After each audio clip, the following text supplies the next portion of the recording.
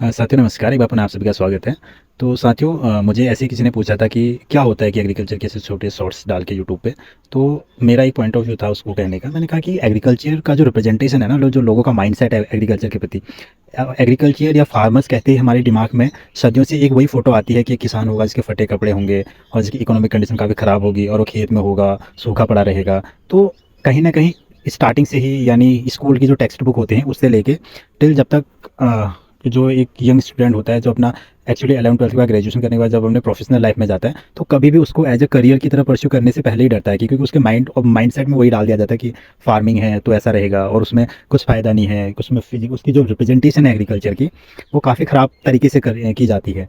तो लेकिन मेरा पर्सनल पॉइंट ऑफ व्यू है कि रिप्रेजेंटेशन हो सकता है ख़राब हो, लेकिन if you are passionate about agriculture, अगर आप में पैशन है एग्रीकल्चर के प्रति, आप देख सकते हैं कि रियली अगर soil, agriculture begins from the soil. अगर तुम सॉइल के लिए पैशनेट हो, सॉइल को टच करना चाहते हो, फील करना चाहते हो, जैसे आप देख सकते हो कि ऑल्दो ये सारी चीज़ हमारे कहीं न कहीं जब कोर्स करिकुलम पढ़ते हैं एग्रीकल्चर का, चाहे ग्रेजुएशन हो, पोस्ट ग्रेजुएशन हो, उसमें हम इसको एक बहुत हाई-फाई की तरह दिखाते हैं कि यार मिक्स क्रॉपिंग करनी चाहिए, मल्टीपल क्रॉपिंग करनी चाहिए और कैसे फार्मर्स एडवांस इनकम ले सकते हैं, उसके लिए हम उसको फार्मर्स को कैसे इंक्रीज़ कर सकते हैं। तो मैं आज आपको एक सिंपल सा पॉइंट ऑफ व्यू दिखाता हूँ। जैसे आप देख सकते हैं जिस खेत में मैं अभी हूँ, इसमें मेज़ है। मेज़ के साथ-साथ फ्रेंच बीन लगी हुई है, जिसे राजमा कहते हैं। अब क्या हुआ है, जैसे-जैसे मेज़ ग्रो होता है, मेज़ एज़ अ सपोर्ट प्रोवाइड करता है फ्रेंच बीन को। इसी के नीचे वाले खेत में आप देख सकते हैं, इसमें बीन्स लगा रखी है हमारे पास, और उसी के बगल वाले खेत में हमारे पास कैबेज है। कैबेज के साथ-साथ, जैसे कैबेज है और साथ-साथ देख सकते हो इन खेतों के बीच में ही हमारे पास फ्रूट ट्रीज़ हैं। अभी आप देख सकते हो, अभी रिसेंटली हमारे जैसे पीच और प्लम और एप्रिकॉट, इसकी हार्वेस्टिंग हो चुकी है। अभी एप्पल हार्वेस्टिंग स्टेज पे है। एप्पल और पियर, ये 2 जो फ्रूट्स हैं अभी हार्वेस्टिंग स्टेज पे हैं। तो आप जो हम दूसरा ये भी है कि जब हम यही इसी एग्रीकल्चर को अपनी टेक्स्ट बुक में पढ़ते हैं और लेबोरेटरी में देखते हैं, हमें बहुत साइंटिफिक लगता है और चीज़ें हमें लगता है कि वो काफ़ी डिफ़िकल्ट है। मुझे भी लगता था एक्चुअली, जब हम चीज़ों को कोर्स में पढ़ते हैं या चीज़ों को देखते हैं तो हमें काफ़ी डिफ़िकल्ट लगता है। लेकिन अभी मैं देख रहा था कि यहाँ पे सारा मतलब क्रॉप लॉजिंग हो रखी थी, क्योंकि 2-3 दिन से लगातार बारिश थी, जिसके कारण क्या हुआ, जो हमारे पास मेज़ के प्लांट थे पूरे गिर गए थे, ज़मीन में लग गए थे। इससे क्या होता है, पूरा क्वालिटी रिड्यूस हो जाती है, क्वालिटी ख़राब हो जाती है हमारी मेज़ की। तो इस तरीके से पूरा हमारा जो क्रॉपिंग पैटर्न्स है। तो बेसिकली कहने का मतलब यहाँ पे यही है कि रिप्रेजेंटेशन ऑफ एग्रीकल्चर में भी उतना अच्छा ना हो, लेकिन बट हम अगर हम ग्राउंड लेवल पे देखते हैं तो लोगों में जो ट्रेडिशनल नॉलेज है, जो लोगों की आप ट्रेडिशनल नॉलेज है, वो काफ़ी एडवांस्ड है और लोग कर रहे हैं, इसको काफ़ी बेहतर कर रहे हैं। तो क्योंकि जो मैं आपको अभी चीज़ बोला था ना, वैल्यू एडिशन की हम बात करते हैं, आज हम बात करते हैं इंटरक्रॉपिंग की बात कर रहे हैं, सस्टेनेबल एग्रीकल्चर की बात कर रहे हैं। सस्टेनेबल एग्रीकल्चर जो आज हमें लगता है कि बड़े बड़े साइंटिस्ट लोग होते हैं, उनका सेमिनार्स का टॉपिक बनेगा केवल, हम उसको कभी भी, मेरा पर्सनल पॉइंट ऑफ व्यू है कि हम उसे कभी भी फार्मर्स के पॉइंट ऑफ व्यू से सस्टेनेबल एग्रीकल्चर को जोड़ ही नहीं पाते।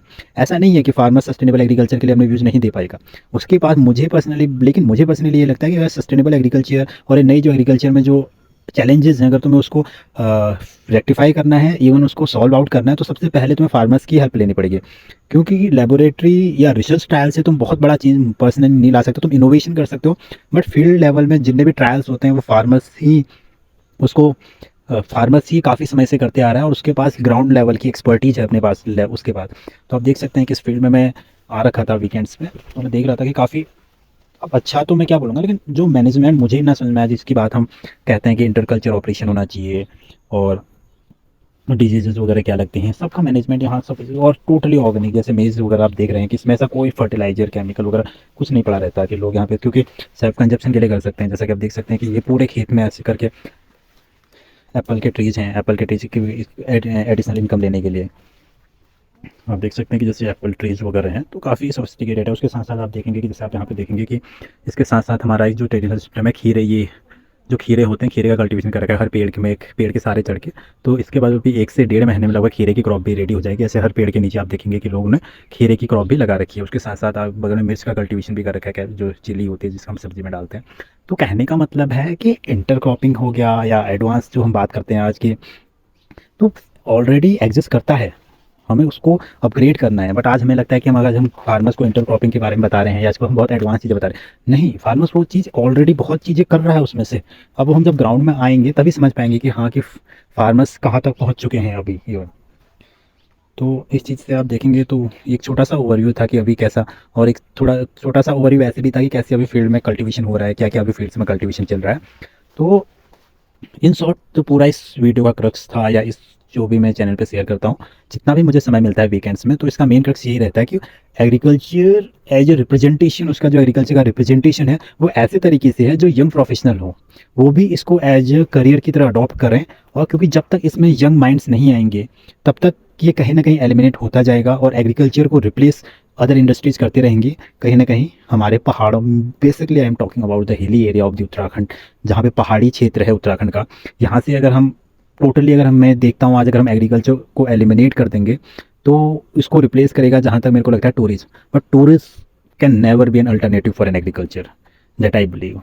कृषि कृषि को कभी भी पर्यटन पूरी तरह से वो नहीं कर सकता, क्योंकि यहाँ का जब आप टोपोग्राफी देखेंगे ना, आप जैसे देखेंगे कि यहाँ का जो स्लोपी लैंड और वह सॉइल इरोजन जो मेन कंसर्न बना होता है, लैंडस्लाइड जो मेन कंजर्वेशन है, कल जाके अगर ये चीज़ें यहाँ से ख़त्म हो जाएंगी एग्रीकल्चर के साथ, तो it's very difficult to maintain the ecology and environment both. क्यों, तो हम जो तुम सस्टेनेबल एग्रीकल्चर में हम आज चिल्ला रहे हैं कि सस्टेनेबल एग्रीकल्चर, सस्टेनेबल एग्रीकल्चर, तो सस्टेनेबली हम चीज़ों को अचीव नहीं कर पाएंगे।